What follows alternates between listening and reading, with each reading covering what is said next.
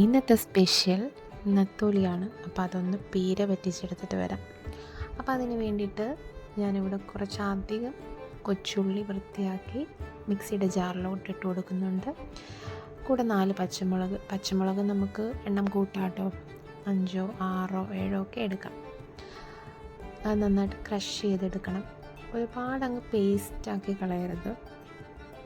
ഈ ഒരു പരുവത്തിൽ നമ്മൾ കല്ലിലൊക്കെ ചതച്ചെടുക്കത്തില്ലേ, ഇടികല്ലിലിട്ട്, അതേപോലെ മിക്സിയിലിടുമ്പോൾ നമുക്ക് ഒരുപാട് പേസ്റ്റ് ആയിപ്പോകാൻ ചാൻസ് ഉണ്ട്. അപ്പം ജസ്റ്റ് ഒന്ന് കറക്കിയെടുത്താൽ മതി. ഇനി അതൊരു പാത്രത്തിലോട്ട് മാറ്റിയിട്ട് അതിലേക്ക് വെളുത്തുള്ളി പേസ്റ്റും ഇഞ്ചി പേസ്റ്റും, അത് ഓൾറെഡി പേസ്റ്റ് ആക്കിയതുകൊണ്ടാണ് ഞാൻ ഈ ഉള്ളി ചതച്ച സമയത്ത് ഇടാഞ്ഞത്. അപ്പോൾ അത് മാറ്റി വെച്ചിട്ട് നമുക്ക് ജാറിലേക്ക്, ആ സെയിം ജാറിലേക്ക് തന്നെ ചിരകിയ തേങ്ങ ആഡ് ചെയ്ത് കൊടുക്കാം. എന്നിട്ട് അതിലേക്ക് ആവശ്യത്തിന് മഞ്ഞൾപ്പൊടി, മുളക് പൊടി, കുറച്ച് നല്ല ജീരകം, അതൊന്ന് കറക്കിയെടുത്തിട്ട് വരാം. ഇനി നമ്മൾ നേരത്തെ തയ്യാറാക്കി വെച്ചിരുന്ന മിക്സ് ഉണ്ടല്ലോ, അതിലേക്ക് നമ്മൾ ഇപ്പം ക്രഷ് ചെയ്തെടുത്ത തേങ്ങ ആഡ് ചെയ്ത് കൊടുക്കാം. എന്നിട്ട് നന്നായിട്ട് കൈ കൊണ്ട് തിരുമ്മി യോജിപ്പിക്കാം.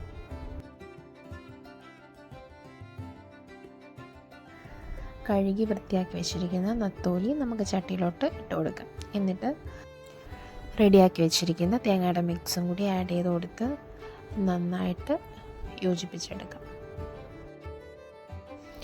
പുളിക്ക് ആവശ്യമായ പച്ചമാങ്ങ ചേർത്ത് കൊടുക്കാം. ഞാനിവിടെ 1 മാങ്ങയാണ് എടുത്തിരിക്കുന്നത്. ഇത് നന്നായിട്ട് മിക്സ് ചെയ്യാം. 2 തണ്ട് കറിവേപ്പില, ആവശ്യത്തിന് ഉപ്പ്, 1/2 ഗ്ലാസ് വെള്ളം, ഇതെല്ലാം ചേർത്ത് നന്നായിട്ട് മിക്സ് ചെയ്യാം.